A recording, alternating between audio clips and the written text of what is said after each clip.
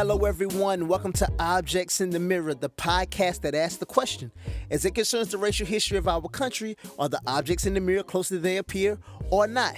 Thank you for joining us. This is season 1, episode 1. I'm so excited for you to hear my grandmother, whom I've always called Nana, because for some reason as a child I couldn't say Nana. Born in 1946, she will share her stories about growing up in Eastern North Carolina. Thank you so much for joining us today. I hope you enjoy it as much as I enjoyed it. Remember, Objects in the Mirror, like, subscribe, review, share. My first experience was when I was 5 years old, and my father worked on this farm, and the man had a daughter, and she and I was friends. She was a white girl, and I loved her dearly. She loved me.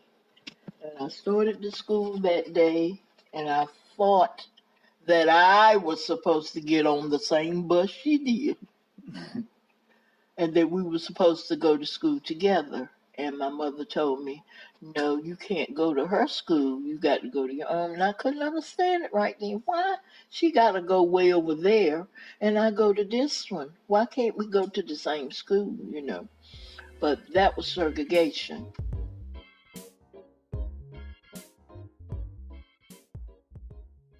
This particular night, we came from the game, and we stopped to this place in Bridgeton, North Carolina. And the bus stopped. We got out, and they met us before we got to the door. And they said, we don't serve colored people. So we had to get back on the bus. We were hungry, and they wouldn't let us in. Only white people. That's when I finally realized that because of the difference, that we weren't allowed to do things that most people, white people, could do. That was one of the reasons right there. I realized, hey, this is how the world is going to be right now.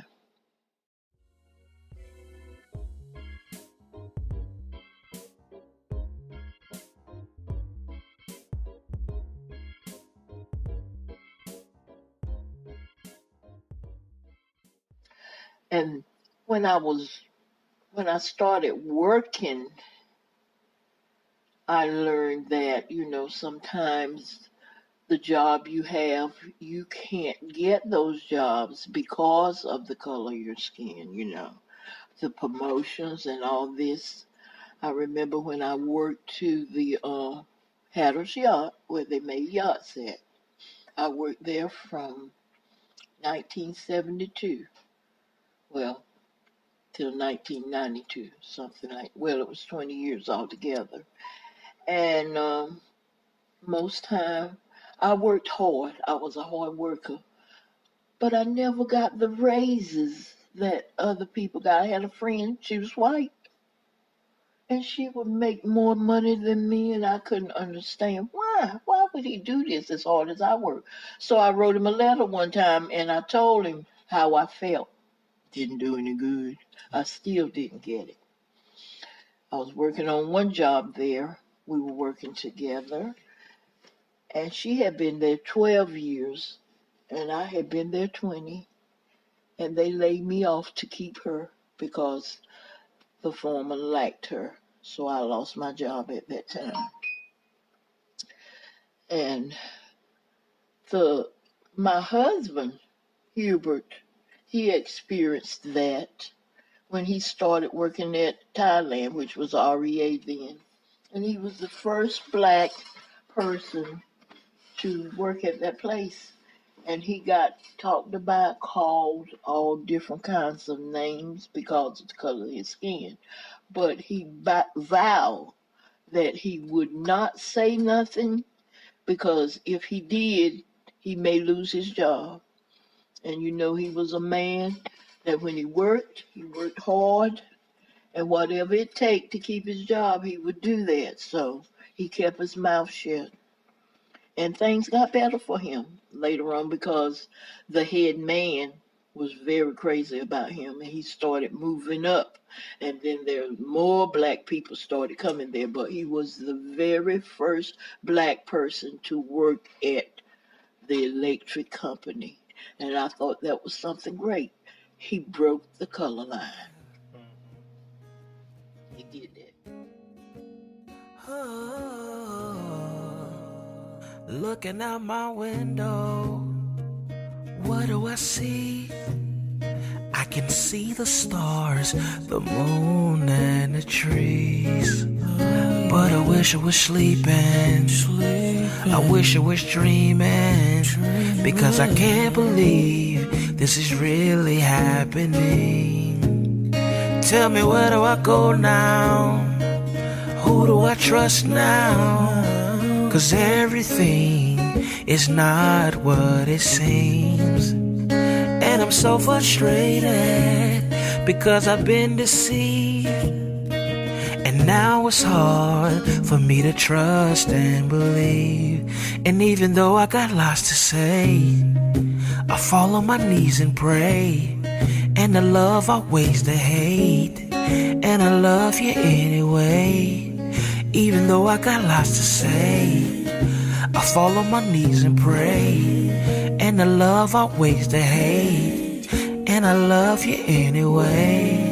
I said I love you anyway. So can you describe, so where did you grow up? What's the name of the town? I grew up in Aurora, North Carolina.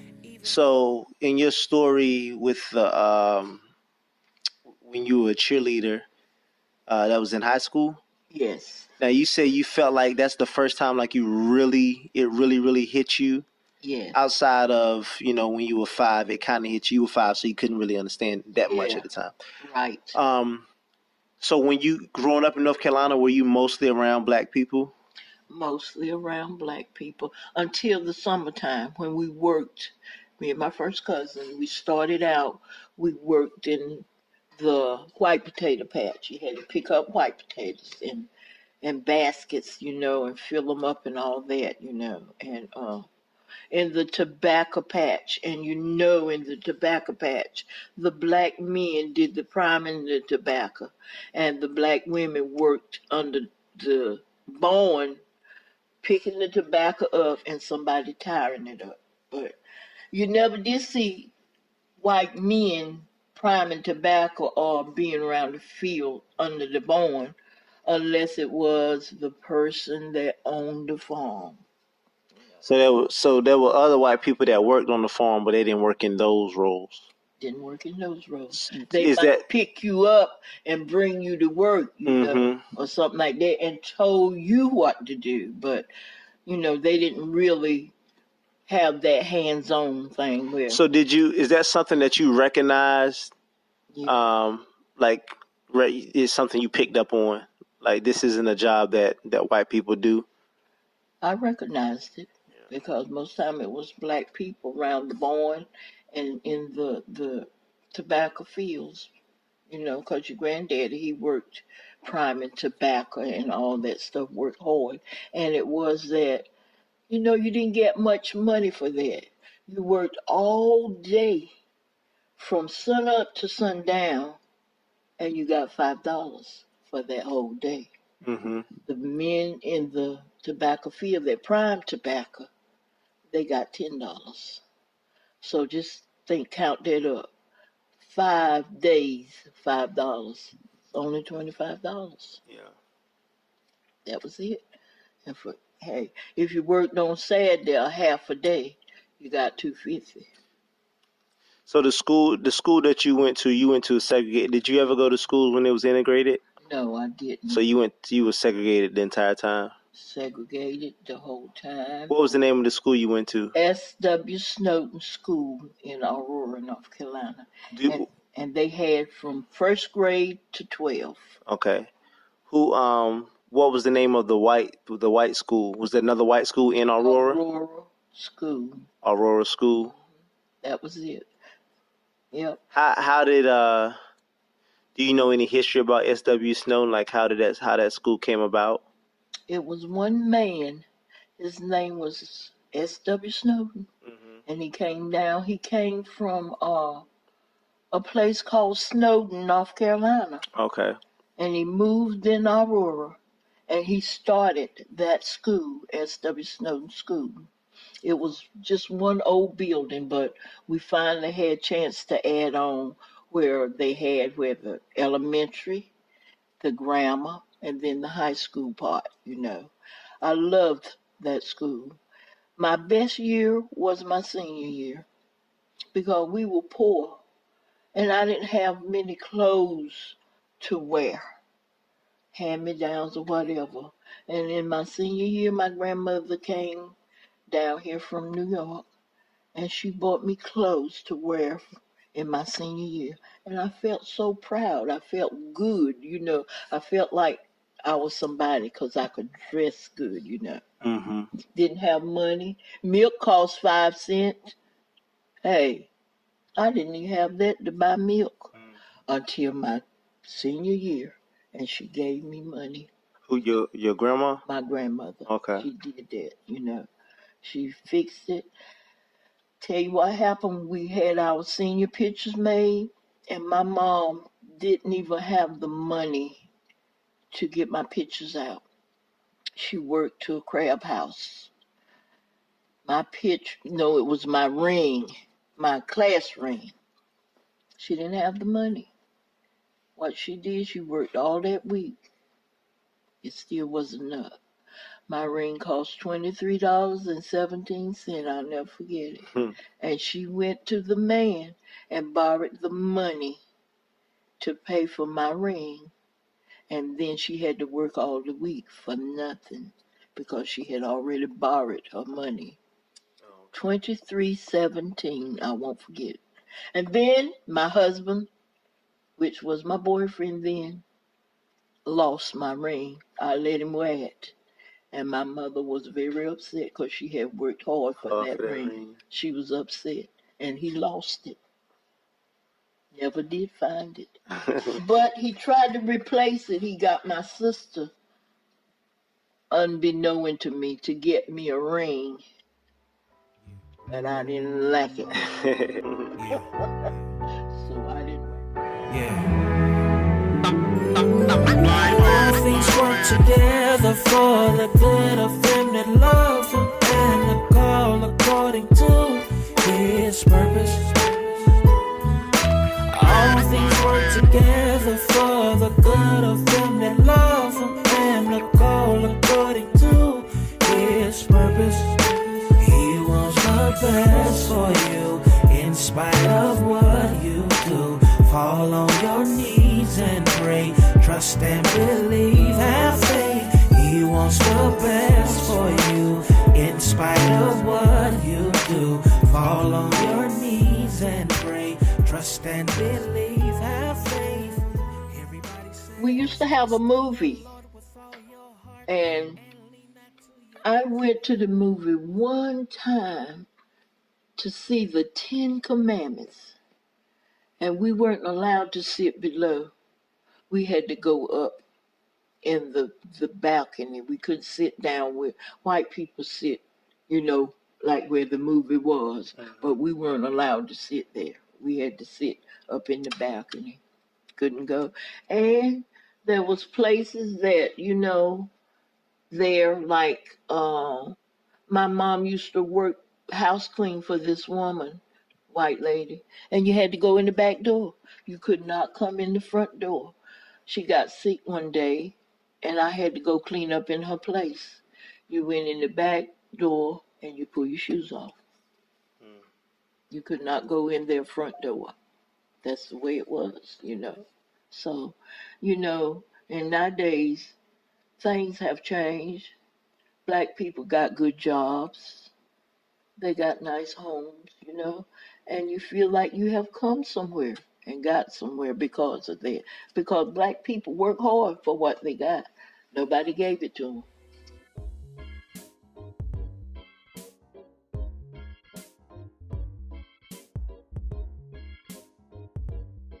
So, how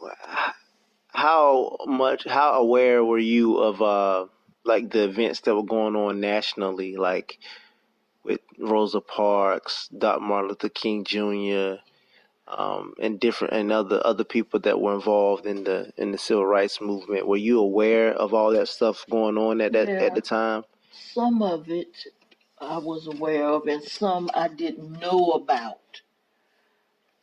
Martin Luther King, I was kind of in those days married, you know, and I knew what was going on because we had a TV. A lot of the stuff that went on, I didn't know anything about it because we were so poor. We didn't have a TV to, see the stuff on the TV.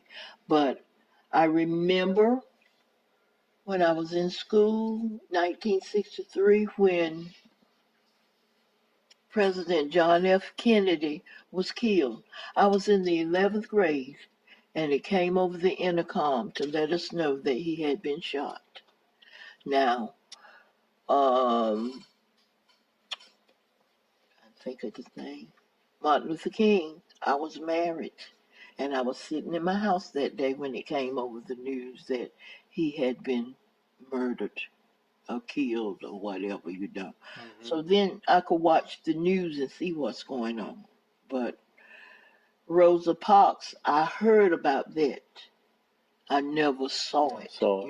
I was in that time, but I never saw it on TV because, oh God, it was great when a black person had a television. You can believe that. Yeah. So, and then certainly here in Eastern North Carolina, there wasn't really anything like that type of stuff going on. Like people weren't protesting or doing sit-ins in restaurants and stuff like that. Not this part, but like in Wilmington, North Carolina. Yeah. They did have a sit-in, and by the way, Sanja's mother was involved in that. Oh yeah, I know. I'm going to interview her. Yeah. Oh, okay. Well, I won't tell you about that. I'll let her tell you about that. And another person that was involved in it is your cousin, is Miss Love and Miss Christabel's sister, baby sister, Verna Lee. Okay. She was involved. She had to go to jail too because of all that, But down here, but nothing in like Aurora or anything like that. no, but Huber used to tell me about how people would go in lowland. A black man went down there one time because it was just mostly white people there, were no black people, and he never came out. They couldn't find him, so they don't know what happened to him. And it was a black man hung in Arapahoe because the white man thought he stole a hog. So they hung him. He told me about that, I guess his daddy must have told him about that because he probably wasn't born, or he was just a little boy when that happened. But the man was hung because the white man thought he had stole his hog.